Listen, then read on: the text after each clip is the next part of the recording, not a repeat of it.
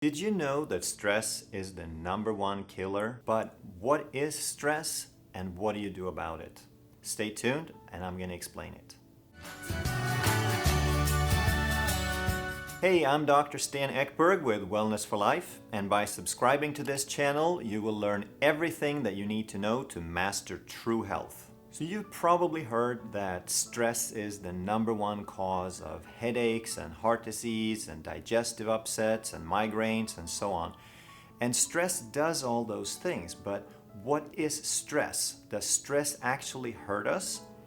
Not really, because stress is just the thing out there. What hurts us is our stress responses. It's our nervous system responses to these events and these actions going on around us. Technically speaking, and we're just going to get a little bit technical, the only thing that is stress is a sympathetic response. The only stress response that matters is a sympathetic response. So what is that? Well, your autonomic nervous system, the part of your nervous system that regulates everything about you, has two branches. One is called the sympathetic, also known as fight-flight, and the other half of it is called the parasympathetic, or feed-breed. So the purpose of the fight-flight is to keep you alive so that you can have a stress response, so your body can come to life and get into action and run away when there is a threat. So you need to save your life, and the sympathetic, the fight-flight, is what does that for you.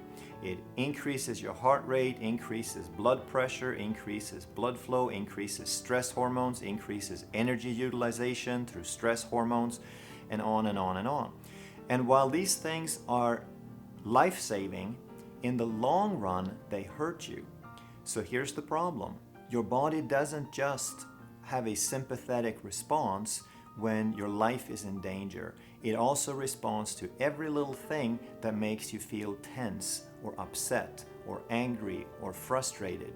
And I'm sure you can think of a few things in your daily life that can do those things. So traffic and news and so forth. There's several other factors that can set off a sympathetic response. So you could have a chemical stress, a toxic stress. You could have a food allergy that sets off your sympathetic nervous system.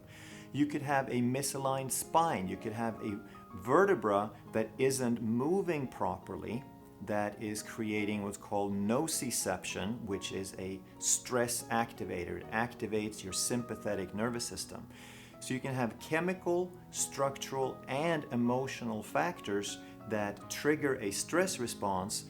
And because we have so many of these, the stress becomes a norm, that we have like a baseline of stress that is so common and so familiar to us that we don't even notice it.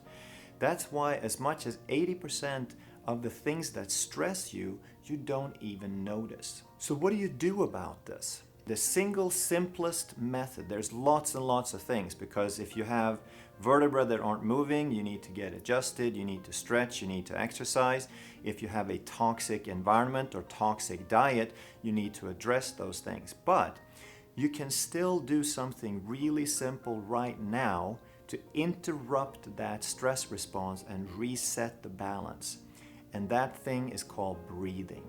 All right? So what happens when we breathe? Well, when you breathe in, your heart speeds up. Did you know that?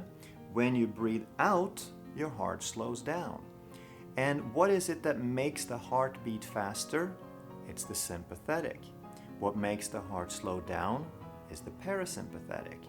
So every time that you breathe, you have a little bit of sympathetic and parasympathetic activation. But the pace of breathing determines how well this balance is going to work out. So for most people, they breathe too fast. So if you breathe in for a couple of seconds, your sympathetic engages and then you breathe out, but most people just breathe in like that. Out breath is too fast, it's too sudden, it doesn't last long enough for the parasympathetic to kick in. So the result is people breathe in and they breathe out, but they don't breathe slow enough or regular enough for this seesaw, for this balance to work itself out. So the way you want to do it is you breathe in for 4 to 5 seconds and then you breathe out for 4 to 5 seconds. It's a good idea to try to keep the out breath just a little bit longer. So maybe breathe in for 4 and breathe out for 5 or something like that. It's not that technical, but the point is you want to breathe much slower on the way out. You also want to focus on the belly. So it's a belly breath. It's not a shoulder breath. This is a stressful breath. It's designed to bring in as much air as quickly as possible. That's a stress response. But when you breathe from the belly, you breathe real slow. You breathe a little bit into your chest, but not so much that your shoulders start moving. Most people, when they do this, the first thing they do is they take a full deep breath. That's not the idea.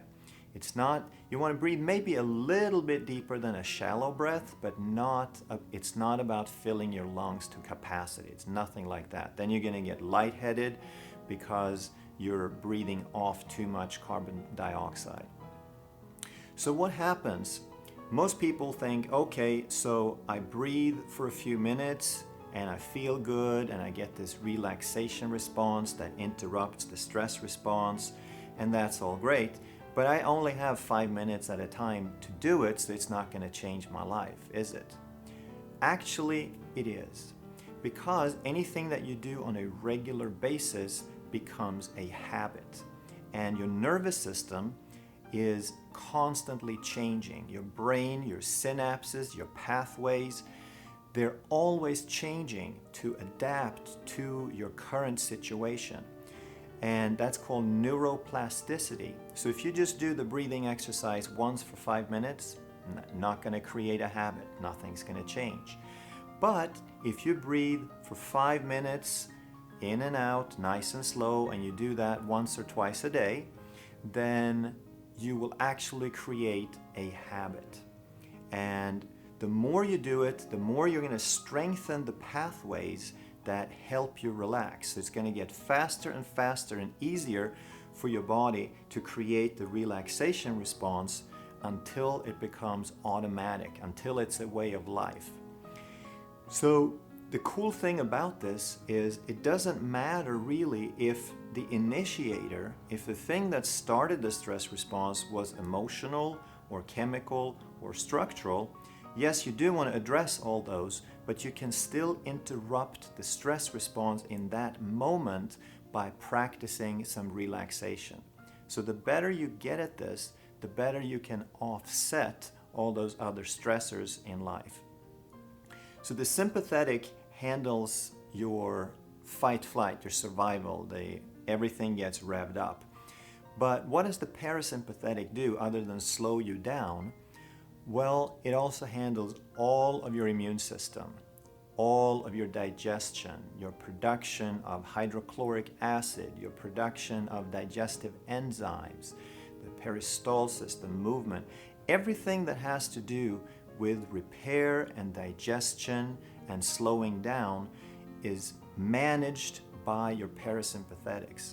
So by feeling a little more relaxed, you're not just lowering your blood pressure and your heart rate, you're also actually maybe digesting that food, that you're paying very close attention to what to eat, but how do you digest it? You can put the best food in your mouth, and if you can't digest it, it really didn't matter that much. It's not the stress, but it's the stress response and the habitual sympathetic activity that it creates. And you also know that you can do something to interrupt it in this moment. Give it a try. I'd love to hear from you about your experiences. If you've tried this or if you're going to try this, let me know what's happening. And remember, you have to make it a regular habit for it to really work. Give us some comments, give us questions. If there's anything else you'd like to know more about, remember to click that subscribe button and we'll keep this good material coming your way. Thank you.